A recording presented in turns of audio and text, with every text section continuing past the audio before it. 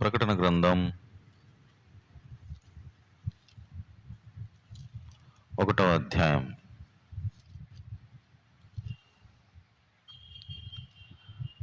ప్రకటన గ్రంథం 1వ అధ్యాయం.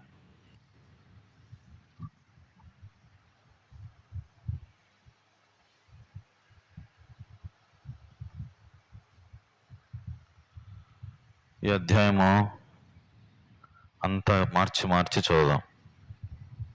ప్రకటన గ్రంథం 1వ అధ్యాయము మార్చి చూద్దాం. యేసుక్రీస్తు తన దాసులకు కనుపరచుటకు దేవుడు ఆయనకు అనుగ్రహించిన ప్రత్యక్షత. ఈ సంగతులు త్వరలో సంభవింపనవి. ఆయన తన దూత ద్వారా వర్తమానం పంపి తన దాసుడైన యోహానుకు వాటిని సూచించెను.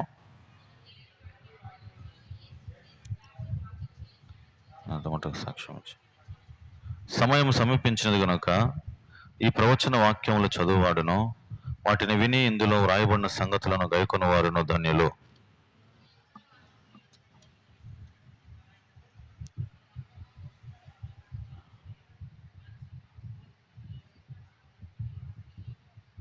నమ్మకమైన సాక్షియు, మృతుల నుండి ఆది సంభూతుడుగా లేచిన వాడును, భూపతులకు అధిపతినైన యేసుక్రీస్తును నుండి కృపా సమాధానములు మీకు కలుగునుగాక.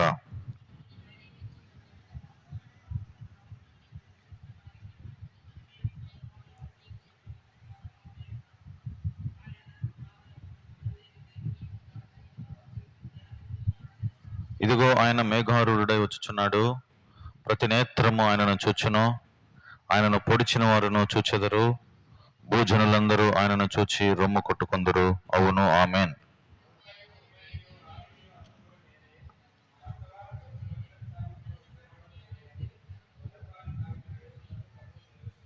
మీ సహోదరుడను యేసును బట్టి కలుగు శ్రమలోను రాజ్యములను సహనములను పాలివాడినైన యోహానను నేను దేవుని వాక్యము నిమిత్తమును యేసును గురించిన సాక్ష్యము నిమిత్తమును పద్మాసు ద్వీపమున పరవాసినైతిని.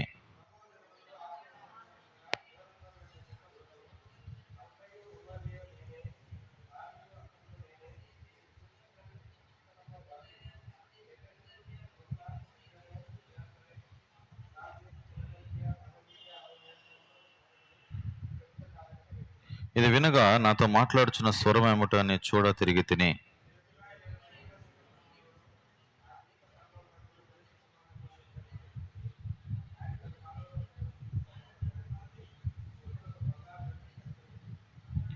ఆయన తలయు తల వెంట్రుకలను తెల్లని ఉన్నిని పోలినవై హిమమంత ధవళముగా ఉండెను. ఆయన నేత్రములు అగ్ని జ్వాలల వలె ఉండెను.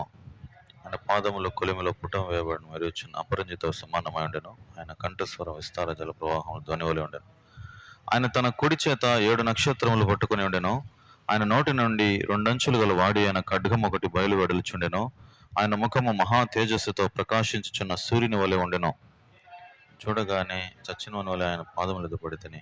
ఆయన తన కుడి చేతిని నా మీద ఉంచి నాతో ఇట్లా, భయపడకుము, నేను మొదటి వాడును కడపటి వాడును జీవించువాడును. మృతుడనైతిని గాని ఇదిగో యుగయుగములు సజీవుడనై ఉన్నాను. మరియు మరణము యొక్కయు పాతాళ లోకము యొక్కయు తాళపు చెవులు నా స్వాధీనములో ఉన్నవి.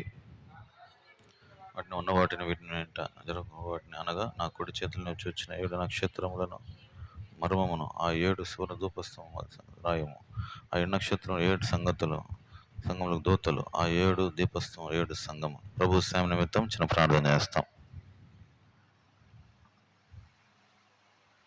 పరిశుద్ధులైన తండ్రి, చదువుకున్నటువంటి లేఖన భాగాలు మాకు అర్థమన్నట్లు సహాయపడం. ఈ దినము ప్రకటన గ్రంథం 1వ అధ్యాయం అంతా మేము ధ్యానించడానికి కావలసినటువంటి ప్రభువా మీ కృపను వేడుచున్నాం. ప్రభువా మీ యొక్క సహాయమును కోరుచున్నాం. మీరు మాకు అనుగ్రహిస్తే తప్ప మేమేం పొందలేం. ప్రభువా మీ మాటలు మాకు దయచేయండి. మీ వర్తమానం మాకు అనుగ్రహించండి. విలువైన మీ మాటలు, మీ సత్యమును గ్రహించే వారంగా నన్ను మమ్మల్ని సిద్ధపరచండి. ఈ కోరికను ఆశీర్వాదకరంగా చేయండి. వచ్చిన ప్రియులందరినీ బట్టి నేను కొందనాలు.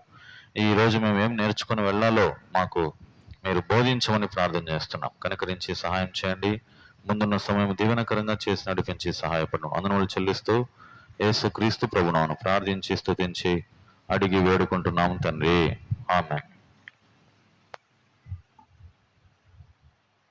అందరికి వందనాలమా. Praise lord.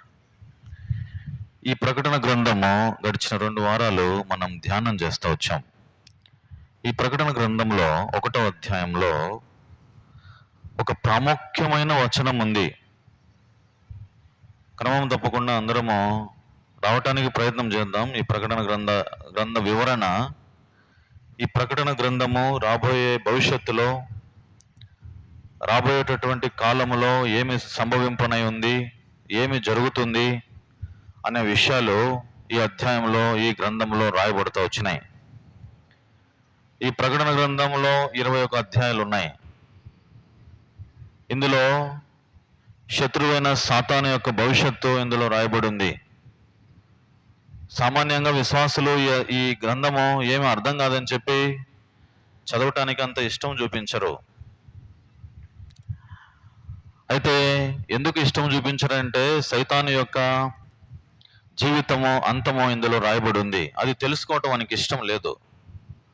వాని అంతం ఏమైపోతుందో అనే విషయము మనుషులు తెలుసుకోవటానికి ఇష్టం లేదు వాడికి. మొట్టమొదట ఇందులో మర్మములు, రహస్యములు దాగి ఉన్నాయి.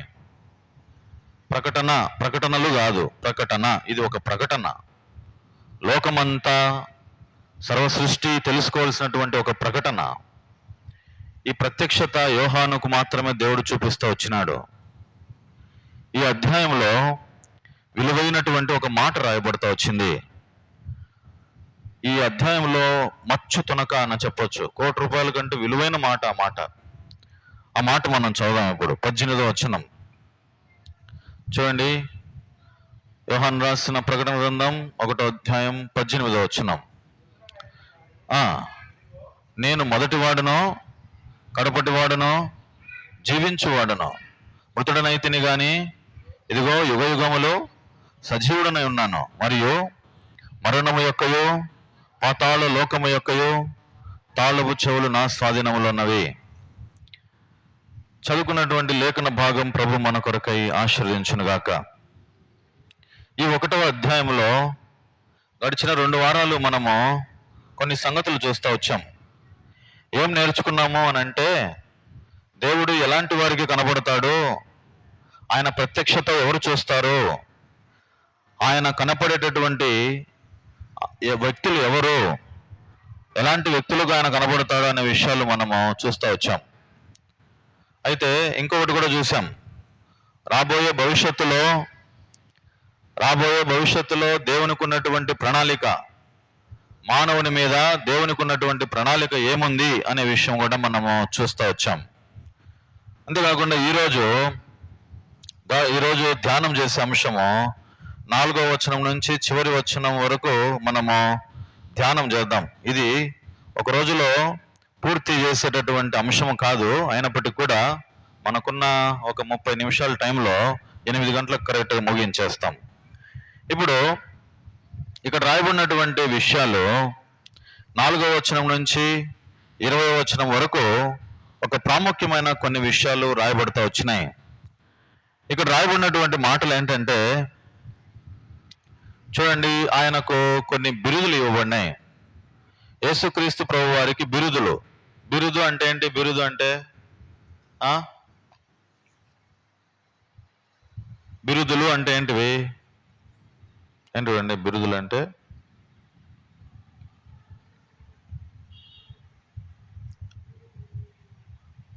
ఘంటసాల అనే ఒక బిరుదు. ఏం బిరుదు? బాగా పాట పాడతాడు, గానామృతం, అంతే కదా. ఇప్పుడు దేవునికి కొన్ని బిరుదులు ఉన్నాయి, కొన్ని పేర్లు ఉన్నాయి ఈ అధ్యాయంలో. ఏంటివంటే చూడండి, 5వ వచనం, 4వ వచనం చదవండి. 4వ వచనం, యోహాను ఆసియాలో ఉన్న 7 సంఘములకు శుభమని చెప్పి రాయినది వర్తమాన భూత భవిష్యత్ కాలములో ఉన్నవాడు. ఇప్పుడు ఆయనకున్నటువంటి మొట్టమొదటి బిరుదు ఏంటంటే, ఒక టైటిల్, ఆయనకున్నటువంటి ఒక పేరు, బిరుదు ఏంటంటే వర్తమాన భూత భవిష్యత్ కాలములో ఉండువాడు. ఆయన ఇప్పుడు ఉన్నాడు, రేపు ఉన్నాడు, ఎల్లుండి ఉన్నాడు, జరిగిపోయిన దినాల్లో కూడా ఉన్నాడు. ఆయన సర్వంతర్యామి, ఇందునా అందునా అని కాదు, అన్ని చోట్ల ఉన్నాడు ఆయన. నువ్వు పాతాళంలో పోయినా కూడా అక్కడ ఉన్నాడు, ఆకాశమునకు ఎక్కినా కూడా అక్కడ కూడా ఉన్నాడు. ఎక్కడ లేడు ఆయన? అన్ని చోట్ల ఉన్నాడు ఆయన. ఆయన నివసించే చోటు ఎక్కడంటే మన హృదయమే ఆయన నివసించే చోటు. ఆయనకు ఒక పేరు రాయబడింది. ఏమనని ఆ పేరు రాయబడింది? భూత భవిష్యత్ కాలములలో ఉన్నవాడు, వర్తమాన భూత భవిష్యత్ కాలములో ఉన్నవాడు. 7 బిరుదులు ఉన్నాయి ఈడ, చూపిస్తాను. రెండవది 5వ వచనం, నమ్మకమైన సాక్షి. ఏంటిది ఆయనకున్నటువంటి పేరు? నమ్మకమైన సాక్షి. తర్వాత 3వది, మృతులలో నుండి ఆది సంభూతుడుగా లేచినవాడు. ఏంటిది 3వది పేరు ఆయనకు? మృతులలో నుండి లేచినవాడు. మొట్టమొదటిగా లేచినటువంటి, చరిత్రలో మొట్టమొదటిగా లేచినటువంటి వ్యక్తి ఎవరైనా ఉన్నారంటే యేసుప్రభువే. చనిపోయినటువంటి వారిలో ఎవరైనా బ్రతికి ఉన్నారా అంటే ఎవరైనా బ్రతికినారా? ఎవరు లేరు. పునరుత్థానుడై తిరిగి లేచినటువంటి దేవుడు, ఆది సంభూతుడు, ఆయనే మొట్టమొదటి వాడు. ఆయనకు రాయబడిన మాట ఏంటంటే, బిరుదు ఏంటంటే మృతులలో నుండి ఆది సంభూతుడుగా లేచిన వాడు అని రాయబడింది. ఇంకా రాయబడిన మాట, భూపతులకు అధిపతి. ఏంటిది ఆ మాట? భూపతులకు అధిపతి. సకల ప్రభుత్వాలన్నీ ఆయన కిందనే ఉన్నాయి. ఒకరోజు రాబోతా ఉంది, భూపతులందరికీ ఆయన అధిపతిగా పరిపాలన చేస్తాడు. 1000 ఏళ్ల పరిపాలన ఒక రోజు రాబోతా ఉంది, కొన్ని సంవత్సరాలు. ఆయనే ప్రభుత్వం వెళ్తాడు. ఆ మాట ఆయనకున్నటువంటి బిరుదు ఏంటంటే భూపతులకు అధిపతి. తర్వాత కృపా సమాధానములు. తర్వాత కింద చదవండి, ఆ మాట కింద చదవండి, చదువునేనా 6వ వచనం.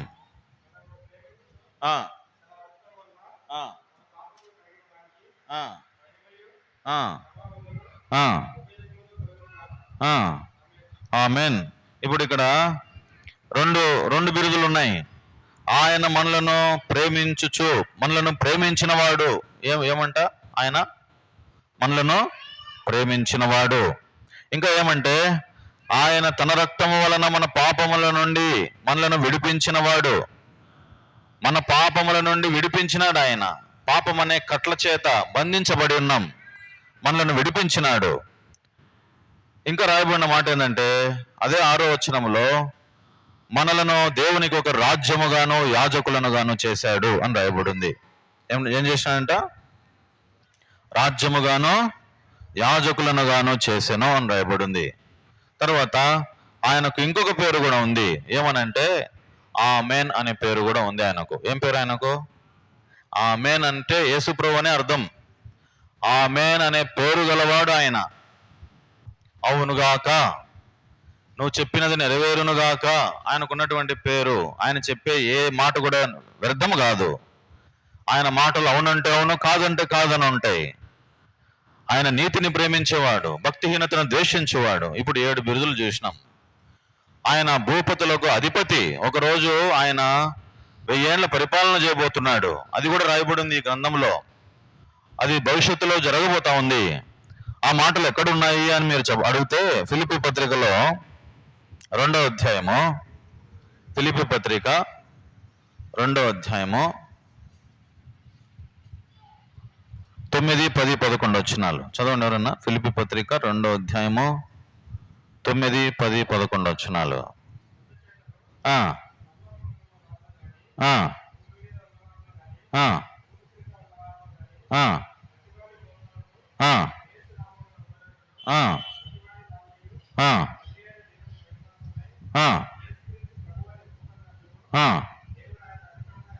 హెచ్చించి అన్ని నామములకు పైనామము ఆయనకు అనుగ్రహించను. అన్ని నామముల కంటే పైనామము. ఈ 1000 ఏళ్ల పరిపాలన గురించి ప్రకటన గ్రంథంలో రాయబడి ఉంది. అయితే ఇక్కడ రాయబడిన మాట ఏంటంటే ప్రతి మోకాలు ఆయన ఎదుట వంగుతుంది అని రాయబడి ఉంది. ఎప్పుడు జరుగుతుంది ఇవన్నీ? ఎప్పుడు జరుగుతాయంటే ఈ 1000 ఏళ్ల పరిపాలనలోనే జరుగుతాయి. ప్రతి ఒక్కరూ ఆయన ఎదుట మోకరించాల్సిందే. ఆయనను క్రీస్తును ఒప్పుకోవాల్సిందే. యేసు క్రీస్తు ప్రభువు అని ఒప్పుకోవాలి. ఆయన అధికముగా హెచ్చించి ప్రతి ఒక్కరూ తనకు తెలియకుండానే తీసుకునే గాలి, పీల్చే గాలి, ఇట్లా పీల్చే గాలిలోనే యేసు అనే శబ్దం లోపలికి వెళ్తా ఉంది. నీకు తెలియదు అది విషయము. ఇట్లా నువ్వు గాలి పీలుస్తావు కదా, అట్లా గాలి పీల్చినప్పుడు వదిలేటప్పుడు యేసు అని. అంటే నీకు తెలియకుండానే యేసు అనే పదము నువ్వు ఎన్నిసార్లు ఉచ్చరిస్తున్నావో, ఎన్నిసార్లు పలుకుతున్నావో ఆ మాట ఆ శబ్దము సర్వలోకము సర్వ ప్రపంచమంతా నింపబడి ఉంది. ఆ మాట ఆయనకు 7 బిరుదులు ఇవ్వబడినాయి. మొట్టమొదటి బిరుదు ఏంటంట? ఆయనకి ఇవ్వబడిన బిరుదు ఆయన వర్తమాన భూత భవిష్యత్ కాలంలో ఉండువాడు. తర్వాత ఆయన ఇంకేంటి? ఆయన గురించి రాయబడిన నమ్మకమైన సాక్షి, మృతులలో నుండి ఆది సంభూతుడుగా లేచినవాడు, మృతులలో నుండి లేచినవాడు, భూపతులకు అధిపతి. తర్వాత రాయబడిన మాట మనలను ప్రేమించేవాడు అనే బిరుదు, మన పాపముల నుండి విడిపించిన వాడు అనే బిరుదు. ఇంకా రాయబడిన మాటలు ఏంటంటే ఆయన మనలను ఒక రాజ్యముగానో యాజకులనుగా చేసేవాడు. ఇంకొక మాట ఏంటంటే ఆయనకు ఇంకొక బిరుదు ఏంటంటే ఆమేన్ అనే బిరుదు. ఏంటంటే ఆయన పేరు ఏంటంట? ఆయన పేరు ఆమేన్ అన్నా కూడా యేసుప్రభువుని పిలిచినట్టే ఆయనకు ఉన్నటువంటి పేరు అది. ఇప్పుడు ఇవన్నీ బిరుదులు చూసినాం, 1 నుంచి 7 వచనాలు. ఇంకా 8 నుంచి 20 వచనాల్లో ఉన్నటువంటి మాటలు ఏంటంటే నేనే నేనే అనేటటువంటి మాటలు కొన్ని ఉన్నాయి. ఏ గ్రంథము చెప్పదు నేనే అని. ఆయన యోహాను సువార్తలో 7 మాటలు చెబుతాడు నేనే నేనే నేనే అని. నేనే మార్గము, నేనే సత్యము, నేనే జీవము అని అంటాడు. ఇంకా ఏమంటాడంటే నేనే జీవాహారమును అంటాడు. ఇంకా ఏమంటాడంటే నేనే నిజమైన ద్రాక్షావళిని అంటాడు. నేను గొర్రెలకు మంచి కాపరిని అంటాడు. ఆయన నేనే ద్వారమును అంటాడు. నేను లోకమునకు వెలుగును అంటాడు. అట్లాంటి మాటలు 7 సంగతులు రాయబడినాయి యోహాను సువార్తలో. ఇప్పుడు నేనే అనేటటువంటి మాట 2 సంగతులు రాయబడినాయి ఈ అధ్యాయంలో. ఏంటివంటే చూడండి, 8వ వచనంలో రాయబడింది ఆ మాట. అల్ఫయు ఒమేగయు నేనే, అల్ఫయు ఒమేగయు నేనే. తర్వాత వర్తమాన భవిష్యత్తు కాలములో ఉండువాడను నేనే. ప్రకటన గ్రంథములో మొట్టమొదటి అధ్యాయంలో ఈ 2 మాటలు నేర్చుకొని పోయి ఈరోజు. నేనే అనేటటువంటి గ్రంథం ఏది చెప్పదు. మొదట ఉన్నవాడిని నేనే, చివరి ఉన్నవాడిని నేనే. నా తప్ప నన్ను మించినటువంటిది ఏది లేదు. కలిగి ఉన్నది ఏది ఆయన లేకుండా కలగలేదు. ఆయన లేకుండా ఏది కలగలే. కాబట్టి ఆయనే ఆది సంభూతుడు. కొలస్సీ పత్రికలో రాయబడి ఉంది ఆయనే సర్వంతర్యామి అని రాయబడి ఉంది. ఆయనకు ఒక పేరు, ఏం పేరు? నేనే అనే మాట ఏం చెప్పినాడు ఆయన? నేను అల్ఫా ఒమేగా, నేనే మొదటి వాడను కడపటి వాడను, నేను తప్ప ఇంకెవరు లేరు. కీర్తన 90వ అధ్యాయంలో ఒక మాట రాయబడి ఉంది చూడండి. కీర్తన 92వ వచనం ఎవరన్నా చదువుతారా? కీర్తన 92. పర్వతములు పుట్టకమునుపు, భూమిని లోకమును నీవు పుట్టింపకమునుపు, యుగ యుగములో నీవే దేవుడవు. అంటే పర్వతములు పుట్టకముందే ఉన్నాడంట. ఎక్కడున్నాడు ఆయన? పర్వతములు పుట్టకముందే ఉన్నాడు. తర్వాత రాయబడిన మాట ఏంది? భూమిని లోకమును నీవు పుట్టింపక ముందే ఉన్నాడు ఆయన. ఆది సంభూతుడు, అప్పుడెప్పుడో ఉన్నాడు, మొదటి వాడు ఆయన. అల్ఫా ఒమేగా, నేను తప్ప ఇంకెవరు లేరు అనే మాట. ఇంకొక మాట ఏం చెప్పినాడు ఆయన? నేనే అనేటటువంటి మాట వర్తమాన భూత భవిష్యత్తు కాలములో ఉండువాడను నేనే. నేను అప్పుడు ఉన్నాను, జరిగిపోయిన సంగతుల్లో ఉన్నాను, ఇప్పుడు ఉన్నాను, రాబోయే భవిష్యత్తులో కూడా నేనే ఉన్నా. ఆయన లేకుంటే భవిష్యత్తే లేదు. ఆయన లేకుంటే అసలు మనం గాలే పీల్చుకోలేము. ఆయన లేకుంటే అన్నం తింటామా? ఆయన లేకుంటే ఆయన ఊపిరి బిగబడితే 145వ కీర్తనలో రాయబడి ఉంది ఆయన ఊపిరి బిగబడితే సర్వజీవుల కన్నులన్నీ చచ్చిపోతాయంట, సర్వజీవులు చచ్చిపోతాయంట. ఆయన ఊపిరే మనం పీల్చుకుంటున్నాం. శ్వాస నిశ్వాస ఆయనదే. మనం బ్రతికే బ్రతుకు ఆయన పెట్టిన భిక్ష. ఈరోజు మనం బ్రతుకుతున్నామంటే ఆయన కృపనే. కరోనా వచ్చినప్పుడు ప్రాణం విలువ తెలిసింది మనిషికి. అంతవరకు విలువ తెలియలే. గాలి విలువ ఎట్లాంటిదో.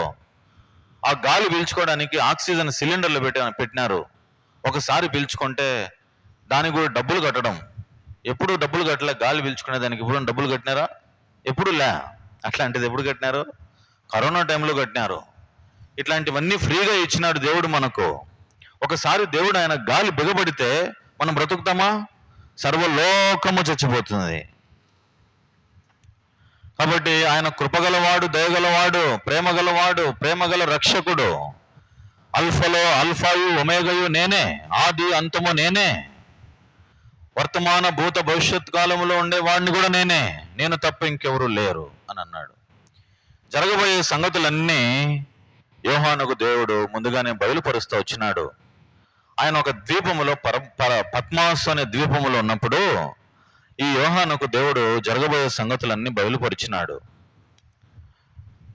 అక్కడ రాయబడిన మాట చూడండి, ఆయన ప్రభువు వశం, ఆయన చూడండి ఆ మాట, పద్మాసు ద్వీపమున పరవాసినైనాను అని రాయబడింది. 9వ వచనం చివరి భాగములో రాయబడిన మాట, పద్మాసు ద్వీపములో ఆయన ఏమైనాడు?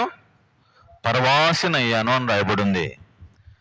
పరవాసినైన తర్వాత దేవుని ఆత్మ ఆయన మీదికి దిగింది.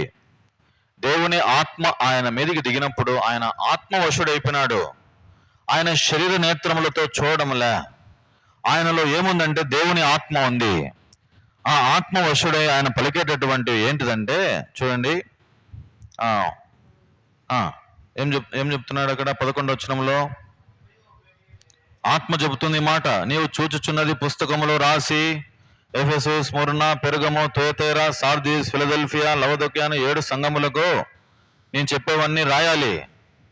నేను ఏమైతే చూపిస్తానో, నేను ఏమైతే చెప్తానో అవన్నీ ఈ సంఘాలకన్నీ నువ్వు రాయాలి, రాసి పంపించాలి.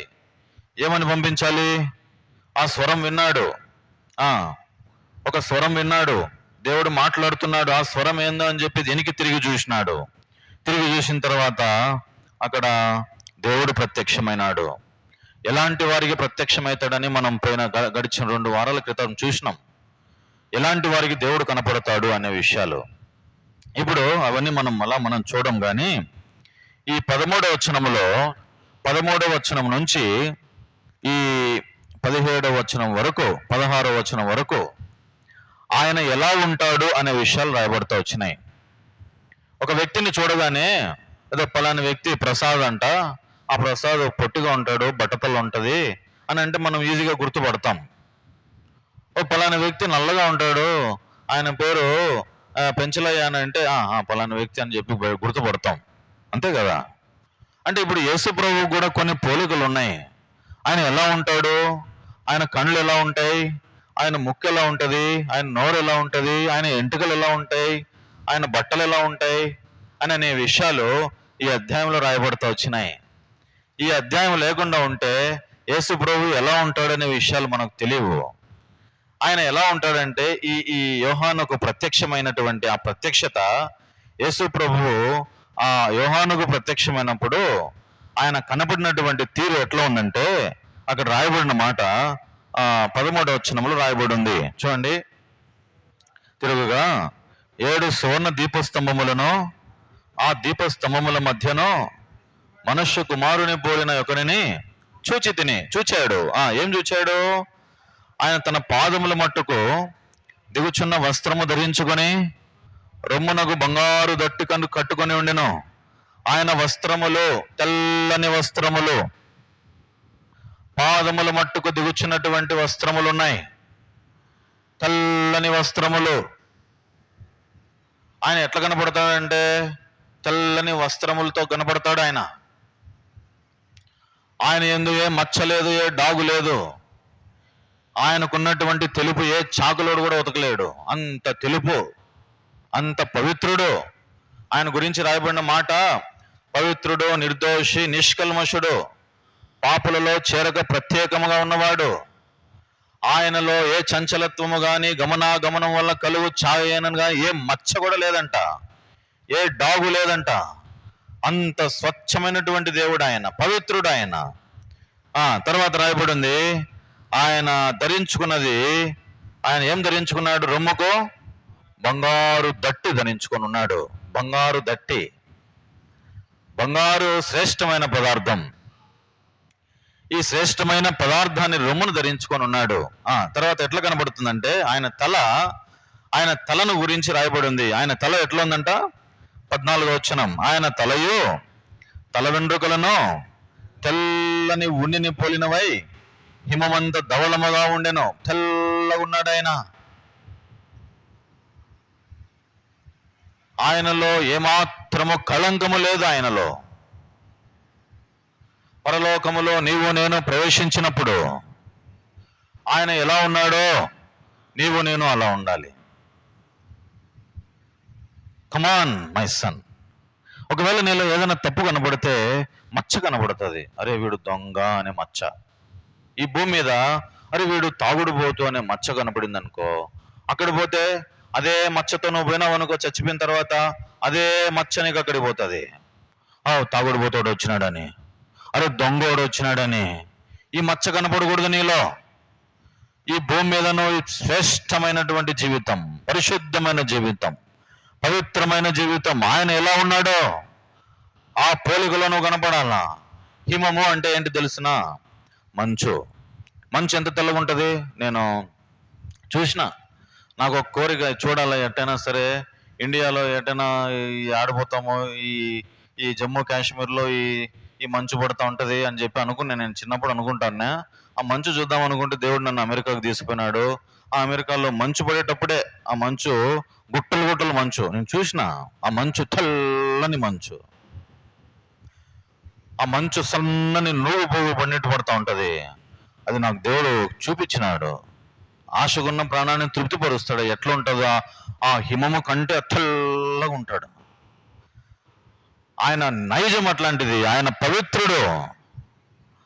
పరలోకము కూడా అట్లనే ఉంటది. మచ్చలేని ఆ రాజ్యం, కల్మషము లేని ఆ రాజ్యం, అన్యాయస్తులు లేనటువంటి ఆ రాజ్యం, అలా ఉండాలని నీకు ఆయన కోరిక.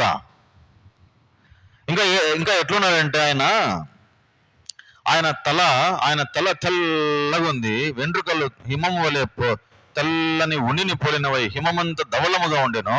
ఇప్పుడు కళ్ళ గురించి రాయబడి ఉంది. ఆయన నేత్రములు ఎట్లున్నాయంట? కళ్ళు అగ్ని జ్వాల వలె ఉన్నాయి. ఆయన కళ్ళు అగ్ని జ్వాలల వలె ఉన్నాయి. పరమగీతాల్లో రాయబడి ఉంది, ఆయన కళ్ళు నదీ తీరముల నుండి గువ్వల వలె కనబడుతున్నాయంట.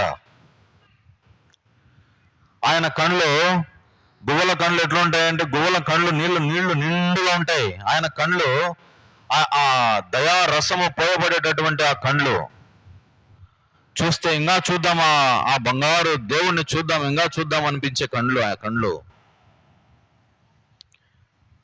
ఎట్లున్నాయండి? ఆయన కళ్ళు అగ్ని జ్వాలల వలె.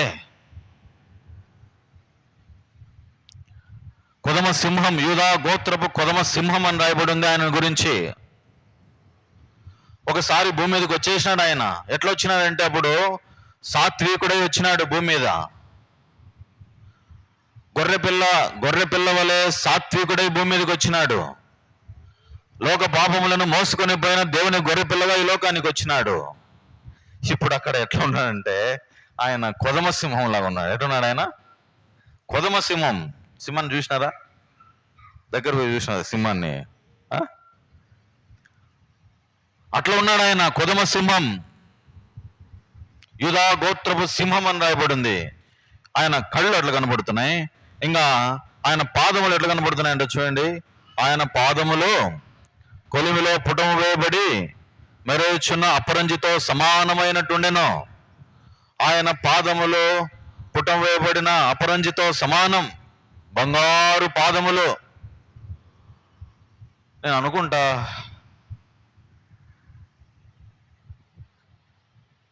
ఆయన పాదాల దగ్గర కొంచెం చోటు దొరికితే చాలా అనిపిస్తుంది నాకు. జీవితం ధన్యమే ఆయన పాదాల దగ్గర చోటు దొరికితే. ఇంకేం అవసరం లే. ఏం అవసరం ఉంది భూమి మీద? కొంతమంది శిష్యులు, ప్రభువా నీ కుడి పక్కన ఒకరిని, ఎడం పక్కన ఒకరిని, అది కాదు నాకు కావాల్సి, ఆయన పాదాల దగ్గర పడితే చాలు. ఆ ధన్యత ఎంత బాగుంటుందో. బంగారు పాదాలు. తర్వాత ఇంకా రాయబడింది, ఆయన కంఠస్వరం ఎట్లనంట? విస్తార జల ప్రవాహముల ధ్వని, విస్తార జల ప్రవాహం. ఏదైనా నది దగ్గర పోయినప్పుడు జల ప్రవాహం ఎట్లుంటది? అంతెందుకు, ఏదైనా సముద్రం దగ్గరికి పోతే ఆ ఘోష ఎట్లా ఉంటది? ఆ స్వరము, బోరున ఒక శబ్దము, గాలి, ఆయన నోటి నుంచి వచ్చే ఆ మాటలు ఎట్లా ఉంటాయంట, అది కూడా రాయబడి ఉంది చూడండి. ఆయన నోటి నుంచి ఏమొస్తుందంట?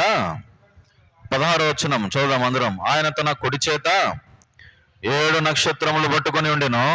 ఆయన నోటి నుండి 2 అంచులు గల వాడి అయిన ఖడ్గం ఒకటి బయలు వెడలుచుండెను. ఆయన ఏముందంటే ఆయన నోటి నుంచి ఏమొస్తోంది? ఖడ్గం బయలుదేరుతాంది. ఖడ్గం అంటే ఏంది? వాక్యమే. వాక్యమే ఖడ్గం. హెబ్రీ పత్రిక 4:12 ఏముందంటే ఆ వాక్యము సజీవమై బలము గలదై 2 అంచులు గల ఎటువంటి ఖడ్గము కంటెనో అని రాయబడి ఉంది. 2 అంచులు గల ఎటువంటి ఖడ్గమును, ప్రాణాత్మలను కీళ్లను మూలుగను విభజించేటటువంటి ఖడ్గం అది. ఒక మాట దూరితే చాలు నీ హృదయంలో, నీ జీవితాన్ని లేపుతుంది, నీ జీవితానికి జీవం పోస్తుంది ఆ వాక్యం, నీలో జీవం ప్రవహింపజేస్తుంది ఆ వాక్యం. నీ వాక్యము నా పాదములకు దీపం, నా త్రోవకు వెలుగు. చచ్చిపోయిన వాడిని బ్రతికిస్తా ఉంది వాక్యం. కాబట్టి వాక్యములో ఉన్నటువంటి విశిష్టత, ఆయన నోటి నుంచి వచ్చేది ఏంటంటే ఖడ్గం బయలుదేరుతానంట. ఖడ్గం అంటే వాక్యమే. తర్వాత ఆయన ముఖము గురించి రాయబడి ఉంది. ఆయన ముఖం ఎట్లుందంట? ఆయన ముఖము మహా తేజస్సుతో ప్రకాశించుచున్న సూర్యునిలాగా ఉంది ఆయన ముఖం. సూర్యుడిని మిట్ట మధ్యాహ్నం పోయి చూడగలుగుతారండి ఎవరైనా? కొంచెంసేపు చూడగలుగుతామా? అంతెందుకు, పౌలు గురించి మనకు చరిత్ర తెలుసు. పౌలుకు దేవుడు ప్రత్యక్షమైనాడు, మిట్ట మధ్యాహ్నం ప్రత్యక్షమైనాడు. అపోస్తల కార్యాల్లో రాయబడి ఉంది. మహా వెలుగంట, ప్రకాశమానమైన వెలుగును చూడలేక కళ్ళు మోయబడినాయంట రాయబడి ఉంది. ఈ అధ్యాయం అంతా నేను చూపించలేను ఇప్పుడు. ఆ వెలుగునే చూడలేము, ఇంకా దేవుడిని ఏం చూడగలుగుతాము? దేవుణ్ణి చూడాలంటే ఇంక ఎంత పవిత్రంగా ఉండాలి ఈ కన్నులు. కళంకము లేని కన్నులు, మచ్చలేని కన్నులు. కన్నుల గురించి రాయబడింది దొంగ చూపు, ఓర చూపు, కఠినమైన చూపు. కళ్ళు పెద్ద పెట్టి చూస్తే అదేమి చూపు? రకరకాల చూపులు ఉన్నాయి. వాడు దొంగ చూపు చూస్తానంటారు అంటారు కొంతమంది. ఏమంటారు? వాని చూపులో యథార్థత లేదు. వాని చూపులో ఏముందంట? దొంగ చూపు ఉంది, దొంగ చూపు. వాడు ఎప్పుడు వాని చూపు అంతా ఈ పక్కకే అని అంటారు కొంతమంది. చూపు చెప్తుంది నీ ప్రవర్తన ఏందో, నీ కళ్ళు చెప్తాయి నీ ప్రవర్తన ఏందో, నీ ముఖము చెప్తుంది. ఆయన ముఖము ఎట్లుందంటే మహా తేజస్సుతో ప్రకాశమానమైన వెలుగు, దేదీప్యమానమైనటువంటి వెలుగు. అక్కడ సూర్యుడు అవసరం లేదంట, ఆయన నిత్యము వెలుగుతూ ఉంటాడని రాయబడి ఉంది పరలోకములో. ఆయనే గొర్రె పిల్లనే దీపం అని రాయబడి ఉంది. కాబట్టి ఆయన వెలుగు. కంటిని గురించి బైబిల్లో ఏం రాయబడిందంటే నీ దేహమునకు ఏంటిదంట? దీపము కన్ను. నీ దేహానికి దీపము కన్ను. నీ కన్ను చెడిపోతే నీ దేహం అంతా చెడిపోతుందంట. నీ కన్ను తేటలా ఉంటే నీ దేహం బాగుంటుందంట. కళ్ళ గురించి చాలా రాయబడినాయి మాటలు. ఆయన ముఖం ఎట్లా ఉంటుంది? ఆయన ముఖం ఎట్లా ఉంటుంది? ఆయన స్వరం ఎట్లా ఉంటుంది? ఆయన చూపు ఎట్లా ఉంటుంది? ఆయన ఆలోచన ఎట్లా ఉంటుంది? ఆయన వస్త్రాలు ఎట్లా ఉంటాయి? ఆయన ఎట్లా ఉంటుందో ఇక్కడ రాయబడింది. ఈ మాటలు లేకపోతే మనకు అర్థం కాదు ఆయన ఎట్లా ఉంటాడో. నిజంగా ఆ ప్రత్యక్షత యోహానుకు చూపించినాడు. ఇంకా రాయబడిన మాట ఏంటంటే ఇదంతా చూసిన తర్వాత యోహాను చచ్చిన వాళ్ళు పడిపోయినాడంట. ఒక మహిమను చూసినాడు. కండ్ల ముందర యేసు ప్రభును చూసినాడు. యేసు ప్రభు శరీరధారిగా ఉన్నప్పుడు చూసినాడు. యేసు ప్రభు కొండ మీద రూపాంతరంగా ఉన్నప్పుడు అప్పుడు చూసినాడు. యేసు ప్రభు చచ్చిపోయి 3వ రోజు తిరిగి 3వ రోజు పైకి ఆరోహణమైపోతున్నప్పుడు పునరుత్థానుడై తిరిగి పోయేటప్పుడు చూసినాడు. ఇప్పుడు యేసు ప్రభు సాక్షాత్తుగా యోహానుకు కనపడుతున్నాడు. అప్పుడు ఈయన చచ్చిన వాని వల్ల ఆయన పాదాల దగ్గర పడినాడంట. చూడండి, ఆ మాట రాయబడింది, చూడండి 17వ వచనం. నేను ఆయనను, చదవండి అన్నమాట, నేను ఆయనను చూడగానే చచ్చిన వాని వలె ఆయన పాదముల యొద్ద, ఆయన చూడగానే చచ్చిన వాని వలె పడ్డాడు. ఎంత గొప్ప దేవుడు ఆయన! ఆయన భూమి మీదకి ఎందుకు వచ్చినాడంటే 3 పరిచర్యలు చేయడానికి వచ్చినాడు ఆయన. చెప్తాను అవేంటో చివరిగా. తర్వాత ఇక్కడ రాయబడిన మాట ఏంటంటే, చచ్చిన వాళ్ళే పడిపోయినాడు. పడిపోయిన తర్వాత ఏం జరిగింది అక్కడ? ఆయన తన కుడి చేతిని నా మీద ఉంచి నాతో ఇట్లా, నేను దేవుడు మాట్లాడాడు. చచ్చిన వాడిని వాళ్ళే పడిపోయాడు. అప్పుడు ఏమన్నాడు యేసు ప్రభు? భయపడకము. 18వ వచనము ఆయన గురించి చెప్తున్నటువంటి మాట. అందులో నేను మొదటి వాడును, కడపటి వాడును, జీవించువాడును, మృతుడనైతిని గాని ఇదిగో యుగ యుగములో సజీవుడనై ఉన్నాను, మరియు మరణము యొక్కయో పాతాళ లోకము యొక్కయో తాళపు చెవులు నా స్వాధీనములో ఉన్నాయి, నా స్వాధీనములో ఉన్నాయి. సజీవుడాయన. ఆయన చెప్పేటటువంటి మాట యోహానుకు, ఇదిగో యోహాను, మొదటి వాడును, కడపటి వాడును, జీవించువాడును, నేను బ్రతికే ఉన్నాను. పర్వతములు పుట్టకమునుపు, ఈ భూమి పుట్టకమునుపు, ఈ లోకం పుట్టకమునిపే నేను ఉన్నా. ఆది నేనే, అల్ఫా నేనే, ఆది అంతము లేనటువంటి వాడిని నేను. కీర్తన 92లో చదువుకున్నాం ఆయన ఎప్పుడున్నాడు, ఎట్లా ఉన్నాడు అని. తర్వాత ఇంకా ఆయన చెప్పే మాట ఏంటంటే, మరణము యొక్కయో పాతాళ లోకము యొక్కయో తాళపు చెవులు నా స్వాధీనంలో ఉన్నాయి. ఇప్పుడు నేను ఏమైతే చూపిస్తానో ఇవన్నీ నువ్వు రాయాలి. సంఘాలకన్నిటికీ ఈ ప్రకటన వివరించాలి. నేను చూపించే ఈ ప్రకటన గ్రంథం, బయలుపరచబడే ఈ గ్రంథం నువ్వు తెలియజేయాలి, ప్రజలందరికీ తెలియజేయాలి. ఈ 2వ అధ్యాయం నుంచి నేను మీకు చెప్తా, దేవుడు ఏం చెప్తాడు, ఏం చూపించినాడు ఈ యోహానుకు, ఈ ప్రత్యక్షత ఏమిటి, ఈ అధ్యాయాల్లో ఏమున్నాయి, ప్రకటన గ్రంథంలో ఏముంది. ఈ 1వ అధ్యాయంలో మనం చూసినాము, ఏం చూసినాము? ఆయన స్వరూపం చూసినాం, ఆయన ఎట్లా ఉంటాడో, ఆయనకున్నటువంటి పేర్లు ఏంటివో చూసినాం. ఆయన 3 పరిచర్యలు చేయడానికి వచ్చినాడంట భూమి మీదకి. మొట్టమొదట పరిచర్య ఏం చేయడానికి వచ్చినాయంటే, చూడండి, హెబ్రీ పత్రిక 7వ అధ్యాయం 25వ వచనం. హెబ్రీ పత్రిక 7వ అధ్యాయము 25వ వచనం. హెబ్రీ పత్రిక 7:25. ఈయన తన ద్వారా దేవుని ఎదుగు వచ్చి వారి పక్షమున విజ్ఞాపనము చేయుటకు నిరంతరము జీవించుచున్నాడు గనుక వారిని సంపూర్ణముగా రక్షించుటకు శక్తిమంతుడై ఉన్నాడు. ఈయన చేసే మొట్టమొదటి పని ఏంటంటే, పరలోకములో నీ కోసము నా కోసం విజ్ఞాపన చేస్తున్నాడు. ఏం చేస్తున్నాడు? విజ్ఞాపన చేస్తున్నాడు. పరలోకములో యేసుప్రభు ఏం చేస్తున్నాడు? ఇప్పుడు ఏం చేస్తున్నాడు? విజ్ఞాపన చేస్తున్నాడు, మొరపెడుతున్నాడు. నా బిడ్డ, నా బిడ్డ సమయం వేస్ట్ పోనీయకుండా దేవుని దగ్గరకు వచ్చి వాక్యం వింటా ఉంది. దేవుని పాదాల దగ్గరకు వచ్చి నా బిడ్డ ఏదేదో ఆలోచన చేయడంలే, నా కొరకే బ్రతుకుతా ఉంది, రోషము కలిగి విజ్ఞాపన చేస్తున్నాడు. శత్రువైన సాతానుడు, ప్రకటన గ్రంథంలోనే రాయబడి ఉంది, దివారాత్రములు నీ మీద నా మీద నేరం మోపుతున్నాడంట వాడు. ఇదో చూసినావా ఏం తప్పు చేసినాడు, ఇదో చూసినావా ఏం తప్పు చేసినాడు, ఇదో ఏం మాట్లాడినాడు విన్నావా అని. ఇక్కడ మనం చేసే ప్రతి పని ఆయన భూతద్దం పెట్టి చూస్తున్నాడు.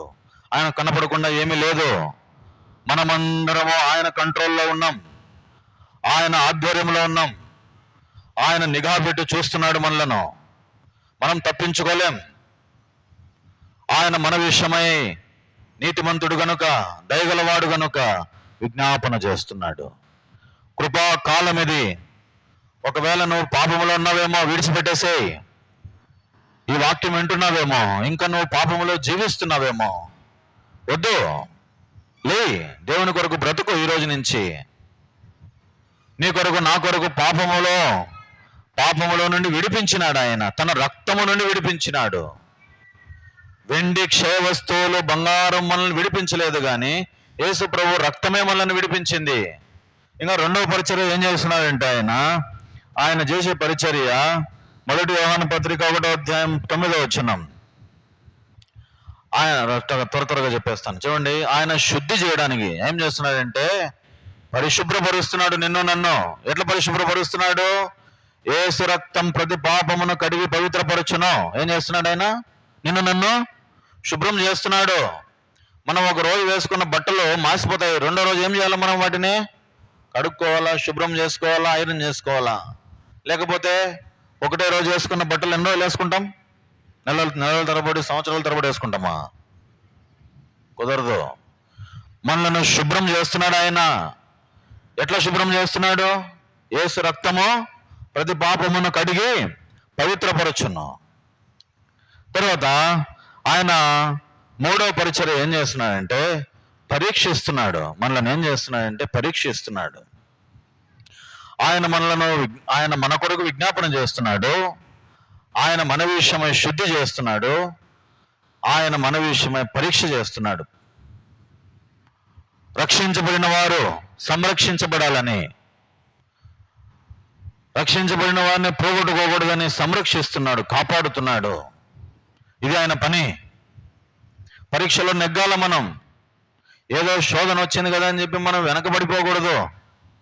నాకే ఎందుకు వచ్చినాయి ఈ శోధన, నాకే ఎందుకు వచ్చింది ఈ బాధ, నాకే ఎందుకు వచ్చింది ఇదని చెప్పి నువ్వు బాధపడొద్దు. అది పెట్టినాడు దేవుడు నీకు కావాలనే. ఆ పరీక్షలు నువ్వు నెగ్గాలని. శ్రమ నందుట నాకు మేలాయను అని రాయబడి ఉంది ఒక చోట. ఎప్పుడు నేను బలహీనుడనో అప్పుడే బలవంతుడనో. శ్రమ వచ్చినప్పుడే దేవుని విలువ తెలుస్తుంది. కష్టం వచ్చినప్పుడే దేవుని విలువ తెలుస్తుంది. కాబట్టి శ్రమ వచ్చినప్పుడు కుంగిపోవద్దు. ఈ అధ్యాయం అంతా అనేకమైన విషయాలు రాయబడుతూ వచ్చినాయి. ఆయన పేర్లు, ఆయనను ఎవరు చూస్తారు, ఆయనకు ఎలాంటి పేర్లు ఉన్నాయి, ఆయన ప్రత్యక్షత, ఆయన రూపం ఎలా ఉంది, అన్నీ చూస్తూ వచ్చినాం. ఒక విలువైన మాట ఏంటంటే మొదటివాడునో కడపటివాడునో జీవించువాడునో మృతుడనైతిని గాని ఇదిగో యుగయుగములో సజీవుడనై ఉన్నాను. రాబోయే సంగతులు, భవిష్యత్తులో జరగబోయే సంగతులు ఈ అధ్యాయంలో రాయబడుతూ వచ్చినాయి. ఈ అధ్యాయంలో ఇంకొక మాట కూడా రాయబడి ఉంది. చివరిగా ఇంకొక 3 నిమిషాలు 4 నిమిషాలు చెప్పేసి ముగించేస్తా. ఈ అధ్యాయంలో 3వ వచనంలో ఒక మాట రాయబడి ఉంది, చూడండి.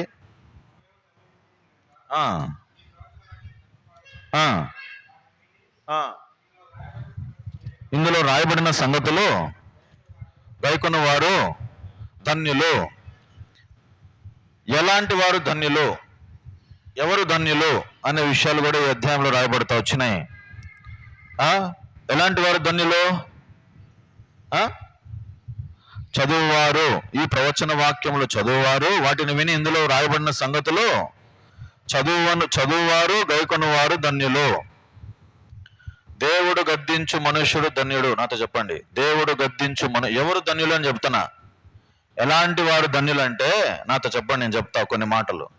దేవుడు గద్దించు మనుష్యుడు ధన్యుడు. చెప్పండి. దివారాత్రులు దేవుని వాక్యము చదువువాడు, ధ్యానించువాడు ధన్యుడు. దుఃఖపడువారు ధన్యులు. ఆత్మ విషయమై దీనులైన వారు ధన్యులు. సాత్వికులు ధన్యులు. నీతి కొరకు ఆకలి దప్పులు గలవారు ధన్యులు. కనికరము గలవారు ధన్యులు. హృదయశుద్ధి గలవారు ధన్యులు. సమాధానపరచువారు ధన్యులు. నీతి నిమిత్తము హింసించబడువారు ధన్యులు. నా నిమిత్తము ఇది చాలా పెద్దగా ఉంది, నేను చదువుతా వినండి. నా నిమిత్తము జనులు మేము నిందించి హింసించి మీ మీద అబద్ధముగా చెడ్డ మాటలలో పలుకున్నప్పుడు మీరు ధన్యులు.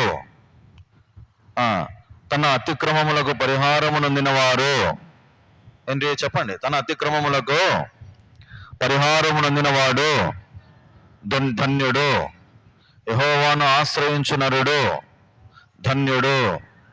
ఆత్మలో కపటము లేనివాడు ధన్యుడు. దేవుణ్ణి చేర్చుకునేవాడు ధన్యుడు. పసిపిల్లలను బండకేసి కొట్టువాడు ధన్యుడు. ఏదంట? పసిపిల్లలను, బైబిల్లో ఉన్నాయి మాటలు, ఉన్నాయి, నా మాటలు కాదు. ఇవన్నీ వాక్యాలు చెప్తే కుదరదని నేను చదివిస్తాను. పసిపిల్లలను బండకేసి కొట్టువాడు ధన్యుడు. కీర్తన 137:9 ఉన్నాయి మాటలు. ఎవరు ధన్యులు అనే విషయం చెప్తాను నేను. ఎన్ని ఉన్నాయంటే చాలా ఉన్నాయి, దగ్గర దగ్గర ఒక 2 మాటలు చెప్తా చూడండి.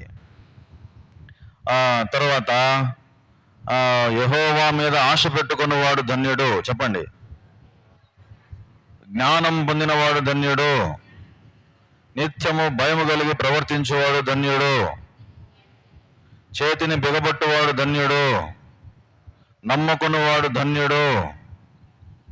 తనకు తానే తీర్పు తీర్చుకునేవాడు కొననివాడు ధన్యుడు. శోధన సహించువాడు ధన్యుడు. ఇట్లాంటి దేవుడు గద్దించు మనుష్యుడు ధన్యుడు. ఇట్లాంటి చాలా ఉన్నాయి. ఇంకా నా దగ్గర చాలా లిస్ట్ ఉంది. ఇప్పుడు ఒక మాట రాయబడిన ప్రకటనలో 7 ధన్యతలు ఉన్నాయి. ప్రకటన గ్రంథంలోనే చదివితే ఈ అధ్యాయంలో ఒక ధన్యత ఉంది. ఏంటంటే అది ఇప్పుడు చదివించిన నేను మీతో. ఈ సమయము సమీపించినది కనుక ఈ ప్రవచన వాక్యములు చదువువాడు, వాటిని విని ఇందులో రాయబడిన సంగతులు గైకొనువాడు, చదువువాడు, వినువాడు, గైకొనువాడు ధన్యుడు. ఇది ఇప్పుడు మీ అందరికీ ప్రకటన 1వ అధ్యాయంలో ఏముంది అర్థమైపోయిందా? అయిపోయిందా? రైట్. ఇంకా 21 ఎన్ని ఉన్నాయి ఇంకా దీంట్లో? 20, 21, 22 చూడండి, చూసి చెప్పండి.